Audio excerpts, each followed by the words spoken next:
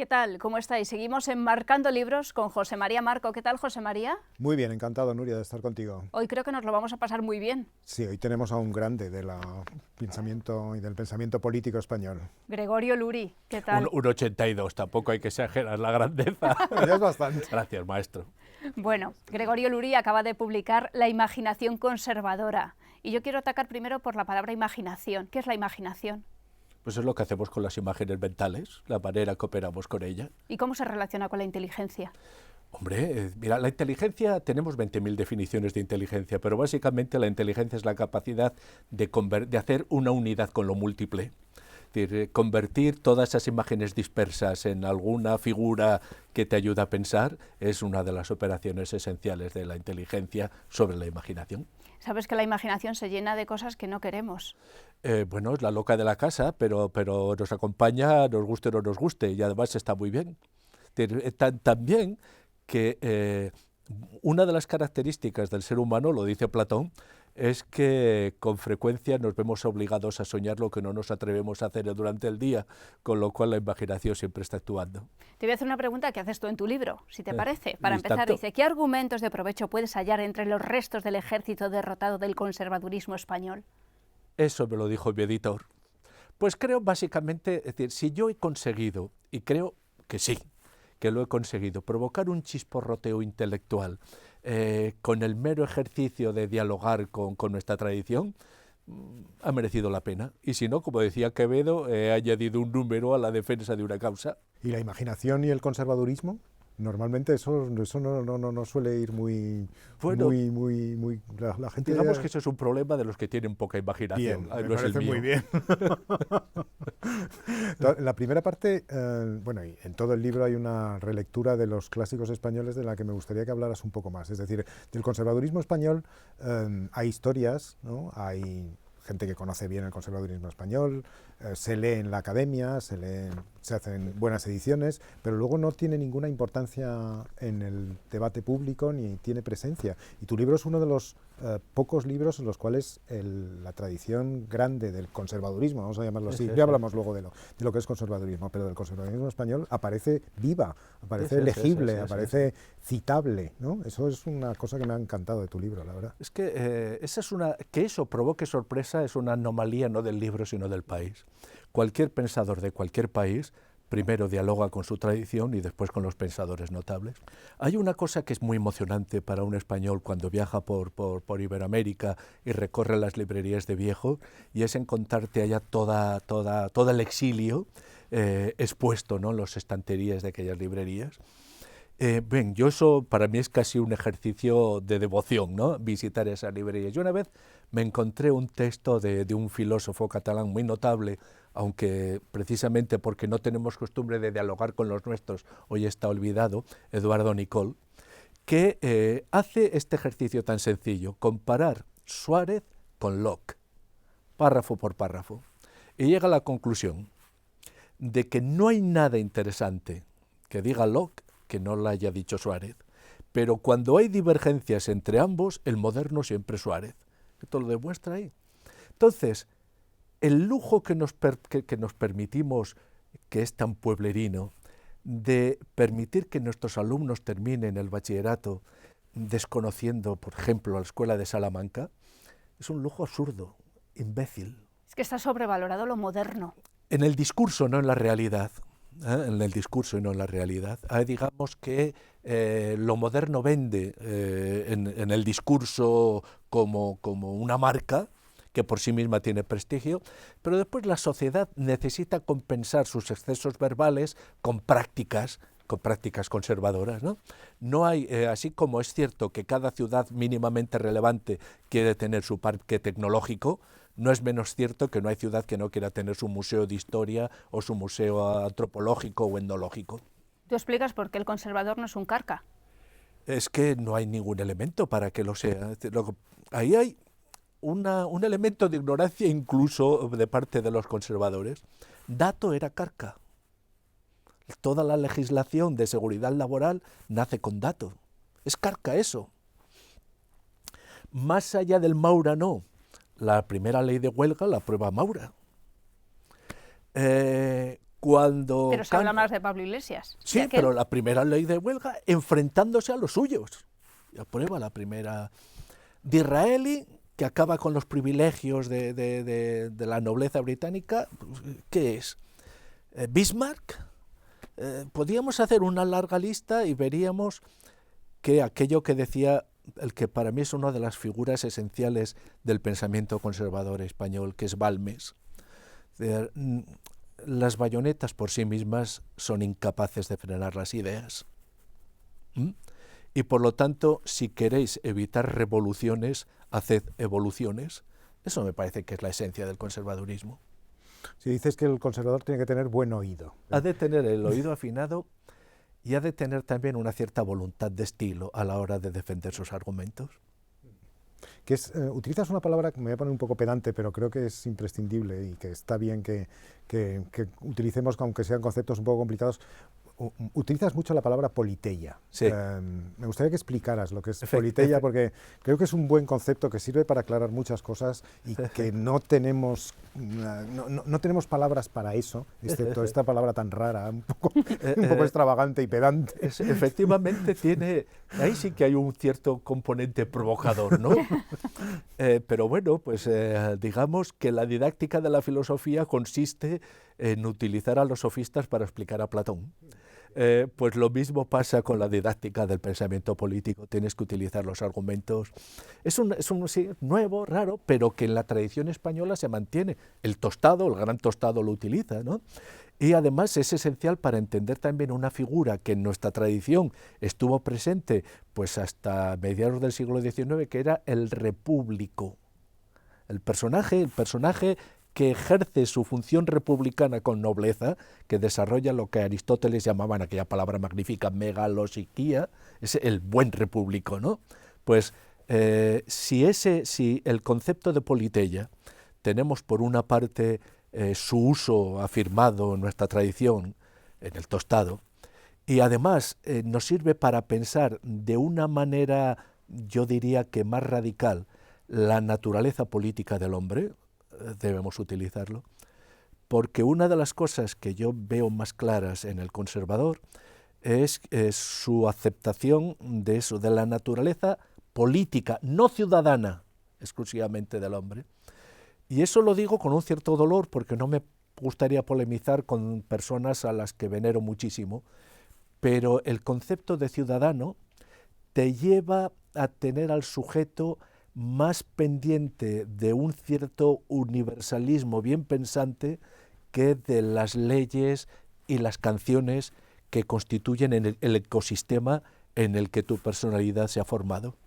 Eso es revolucionario lo que está diciendo, ¿es verdad? Sí, es muy interesante. Es muy interesante. La politeia es aquello entonces algo así como la música, ¿no? que nos acompaña desde el nacer, aquello que comprendemos intuitivamente. Toda la tradición de la reflexión filosófica griega, básicamente a partir de Platón y Sócrates, etcétera, es impensable sin la pregunta por lo que los griegos llamaban la orcé politeia, la politeia recta. Cuando tienen que definir esta idea, pues Platón o Sócrates utilizan la misma expresión, y Aristóteles es el alma de la ciudad. ¿Qué es el alma de la ciudad? O si queréis, es la forma de la ciudad, porque la materia es el ciudadano que llega, el recién nacido. Es decir, la politeia es aquello, yo utilizo la imagen del baile, porque a partir de una imagen que también trata Aristóteles, porque la politeia es aquello que nos va habituando a aceptar como normal lo que es nuestro. ¿Qué diferencias hay entre un liberal y un conservador? Pues depende del carácter del liberal y del conservador, pero en general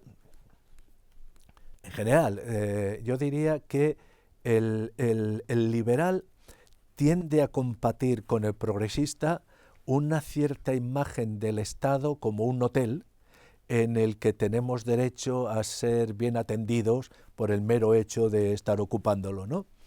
Mientras que el conservador dice tenemos derecho a ser bien atendidos siempre y cuando nos responsabilicemos del mantenimiento del hotel. Es decir, no solamente somos clientes de un hotel que alguien sostiene, sino que somos corresponsables del mantenimiento de ese hotel. Tú tienes un libro también sobre el neoconservadurismo norteamericano, ¿no? ¿Qué aporta de nuevo el neoconservadurismo al conservadurismo? Es que yo me considero neoconservador. Ya lo sé, ya lo yo sé. me considero neoconservador.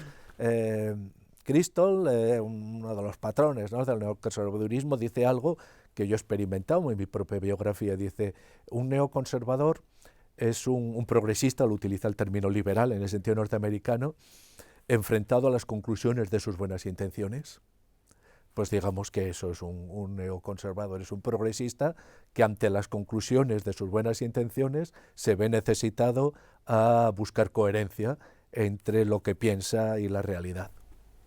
¿El conservadurismo es romántico hoy en día? Puede serlo, pero no tiene por qué. Es decir, yo no veo que haya una dogmática conservadora. Es decir, tienes perfecto derecho a ser romántico, pero no veo por qué no puede ser un pragmático riguroso o estricto. Que un conservador está en el presente. Es que si no, ¿qué sentido tiene? ¿Para qué? ¿Para dónde vives? Es que no tenemos otra cosa más que el presente. Intentar todos los esfuerzos de huir del presente me parecen estúpidos, porque al final lo único que consigues es hacer de la huida tu forma de habitar el presente. Y de lo que se trata es de darle profundidad al presente. Y para darle profundidad, obviamente necesitas el futuro. El progresista tiene razón en una cuestión elemental. Y es que la naturaleza del hombre está tan asociada a la esperanza, y la esperanza, por otra parte, solo puede ser correspondida en el futuro, que inevitablemente somos futurizadores. Y mientras seamos seres de esperanza, sabemos que la respuesta a nuestras necesidades solo pueden venir del futuro. Ahora bien, si eliminamos la sabiduría práctica que nos permite la tradición, ignoramos algo muy elemental, pero como todo lo elemental es lo importante de la política. ¿Qué pasa cuando el progresista se encuentra con una tapia? Va por un paisaje más o menos hermoso y se encuentra con una tapia. Inmediatamente piensa, ¿quién ha construido esta tapia aquí con la intención de impedirme seguir adelantando? Mientras que el conservador piensa, esta tapia está aquí para impedirme entrar en un terreno, o estará para impedir que algo que hay en el interior salga. Es decir, el mero hecho de hacerte esa pregunta ya me parece que te sitúa en el ámbito del conservadurismo. ¿No tienes la impresión, de todos modos, de que la palabra conservador en España últimamente está cobrando una, no diré si no me atrevo a decir vigencia, pero una cierta verosimilitud, ¿no? La actitud conservadora ha dejado de ser una actitud que a la que todo el mundo le suscitaba sorpresa, estupor, e incluso era sentido casi como una provocación. ¿Tú cómo crees? Mira, hay algo, eso está tratando una cuestión tan importante para entendernos a nosotros mismos. Buena parte de los pensadores relevantes de la tradición conservadora fueron utilizados de manera bastante espúrea por el franquismo para construir una imagen, ¿no?, de la España eterna, el imperialismo y no sé cuántas cosas. Esa usurpación de esos pensadores, curiosamente, hoy está legitimada por los que se consideran antifranquistas, con lo cual de hecho están legitimando la usurpación espúrea del franquismo de esos pensadores. Vázquez de Mella no era franquista, no podía serlo, no tenía condiciones, ni Maeztu, ni Donoso, ni Meléndez Pelayo, ni Balmes. Entonces, tratarlos de franquistas es legitimar el constructo ideológico de Franco. En todo caso, yo me planteo, ¿por qué Marcelino Domingo, por ejemplo, podríamos utilizar 20.000 casos, puede perfectamente dialogar con Vázquez de Mella y decir, tienes razón en esto, estás equivocado en esto? Está tratando como un contemporáneo relevante. Y nosotros nos consideramos más listos que Marcelino Domingo a la hora de despreciar lo que no queremos conocer. Sí, ya para provocar del todo, citas una frase preciosa de Vázquez de Mella sobre la continuidad en el tiempo y es una especie de paráfrasis de la frase de Barthes sobre la alianza de los muertos, los vivos y los futuros. Es una frase muy bonita. Hombre, sí. pero y además ignoramos con frecuencia... Ahora, es una provocación citar a Vázquez de Mella. No es una provocación, no, pero vamos. Allá cada cual. Yo no he tenido ninguna intención provocadora, sino simplemente me parece que si quieres pensar tu presente, tienes que tener en cuenta aquellas personas que como Vázquez de Bella, allá donde iban, llenaban a rebosar teatros y parques públicos. Vázquez de Bella en Barcelona, por ejemplo. Eran el éxito. O cuando hablaban en las Cortes, pues te encontrabas Vázquez de Bella, pues podíamos hablar Nocedal, o podíamos de Aparicio y Guijarro. Eran lo que eran, pero cuando hablaban en las Cortes se producía un silencio y todo el mundo escuchaba lo que decían. Si eso es así, ignorarlos es ignorar la propia constitución del mundo, del presente en el que vivieron. Además, hay algo que me parece, más allá de lo que pueda tener de narcisismo retrospectivo el ejercicio de recuperar una tradición, hay algo que me parece más importante. Así como el progresista tiende a pensar que el presente es la superación de cualquier pasado, el conservador, por razones obvias, sabe que el presente es simplemente el futuro del pasado, lo que fue en el pasado futuro. Eso quiero decir que no todo lo que se escribió tiene por qué estar superado. Más aún, que en buena parte de los autores notables se encuentran pistas que bien desarrolladas te permiten entender el presente. Es decir, que la recuperación de esos pensadores te permite ser original en el presente. Vuelvo a insistir, pues qué sé yo, Suárez, o algunos aspectos de Mariana, bueno, tanto se podía señalar aquí. Se hablaba, una pregunta, se llegó a hablar en el siglo XVI y el XVII de la doctrina española, ¿no? Claro, es que por ejemplo, esa idea, cuando todos nuestros alumnos saben que en la Edad Media se sostenía que el poder viene de Dios. ¿Cuántos saben que los reyes, que los Austrias discutían esta cuestión con los teóricos de la doctrina española, que precisamente la ponían en cuestión? Es decir, la legitimidad, la soberanía, el poder, etc., lo que llamemos como lo llamemos, sostienen, no viene de Dios, sino de la propia naturaleza política del ser humano. Eso me parece que es de una vigencia extraordinaria para pensar conceptos que no tenemos claros. Pues aquí, Gregorio, ya hablas no solo de la responsabilidad de cada uno, yo creo, con todo lo que tenemos que aprender y con toda nuestra tradición y nuestra herencia intelectual, sino también con lo que se enseña en las escuelas. Es que, vamos a ver, yo creo que lo que ha fallado en España, los que no han estado a la altura de las circunstancias, han sido una buena caterva de intelectuales que han considerado más noble la náusea que sentían por ciertos aspectos que no les gustaban de la patria que el apetito por reconstruir alguna cosa, ¿no?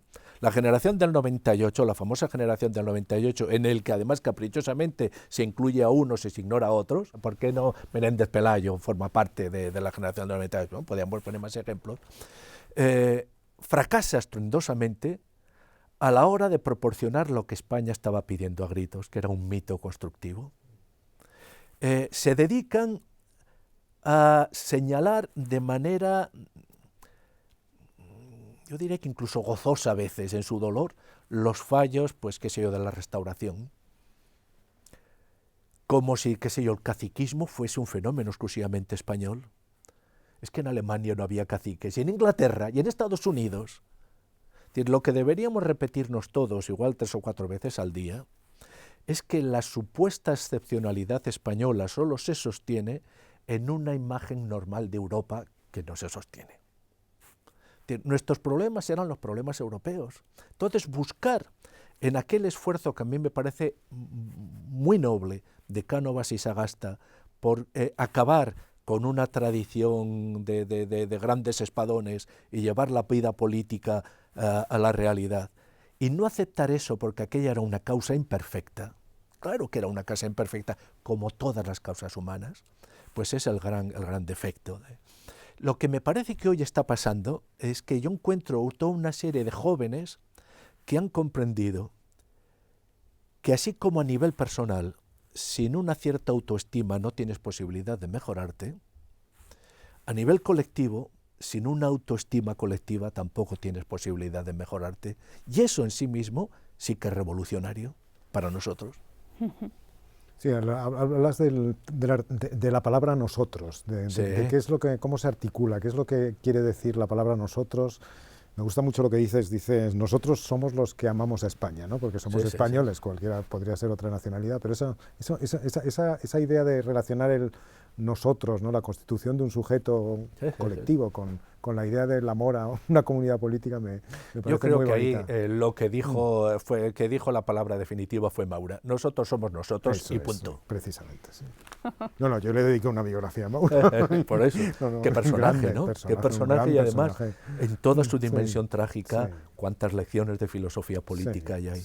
Te leí hace poco un titular que decías que ahora el cociente intelectual es la concentración. Bueno, me parece básico, me parece claro. Es decir, que la capacidad para concentrarse es el elemento decisivo de la vida moderna. Es decir, al mismo tiempo que todo está confabulando para nuestra distracción, la capacidad para mantener la atención es lo que va a marcar la diferencia entre los consumidores de información crítica y los que sean capaces de seleccionar la información relevante de la irrelevante. Aunque hace unos años se decía, se hacía equivaler la sociedad de la información a la sociedad del conocimiento, hoy sabemos que no solamente no son equivalentes, sino que pueden ser contradictorios. En Internet no solamente está todo el conocimiento valioso, sino que está todo el conocimiento falso, todas las bromas, todos los insultos, absolutamente todo, como en las bibliotecas. Las bibliotecas es el lugar también en el que están reunidas todas las mentiras de la civilización. ¿Qué pasa? Hay mentiras maravillosas en buena parte de la literatura, es el arte de mentir con gracia, ¿no?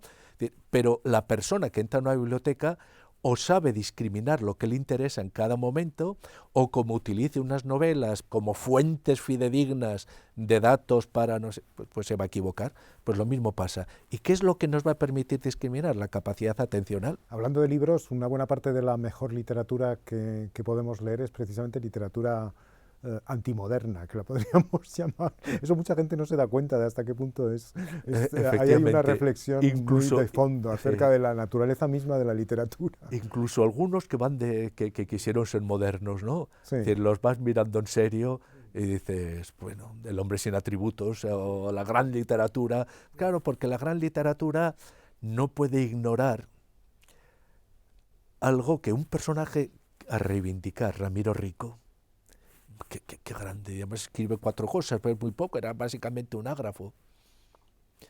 Dice con la naturalidad con la que decía, el ignorante es el que no sabe que habitamos mundos de segunda mano. Y el saber que habitas mundos de segunda mano, pues te permite ubicarte con unos criterios de orientación, ¿no? Me ha parecido entender que quizá hemos abusado demasiado de la literatura para sacar conclusiones sobre nuestro maravillosa. presente. Y a veces te encuentras qué sé yo, Galdós, lo que tiene la obra que Galdós le dedica a Cánovas, me parece que es una de las maravillas, tiene una de las vías de acceso a Cánovas más privilegiadas, ¿no? Pero, por ejemplo, de Cervantes o el Quijote no hemos abusado demasiado. No, lo que hemos hecho a veces es confundir las cosas, confundir los criterios de selección. Y una cosa es la información que te proporciona la novela o en general la poesía, y otra cosa es la información que te proporciona la historia, que ha de ser algo que si responde a su propio nombre, ha de ser un testigo directo de algo, ¿no? Dicho esto, yo creo que en Cervantes nos hemos equivocado intentando ser quijotescos, ¿no? ¿Cuánta gente ha reivindicado la imagen de Don Quijote? Lo que había que reivindicar es la figura de Cervantes, en la que están unidos pues todo, ¿no? Está unido no solamente Don Quijote y Sancho, sino que está todo un mundo. Cervantes es la figura, es nuestro mito, no el Quijote, nuestro mito es Cervantes, claro. Claro que sí. Bueno, pues Gregorio Luri, muchísimas gracias por haber compartido estos minutos con nosotros. Un placer, claro. Yo recomiendo a todos nuestros espectadores que recurran a la imaginación conservadora, porque hay muchísimo que aprender en este libro. Sin duda, es un libro precioso. Muchísimo. Sí. Gracias, Gregorio. Enhorabuena.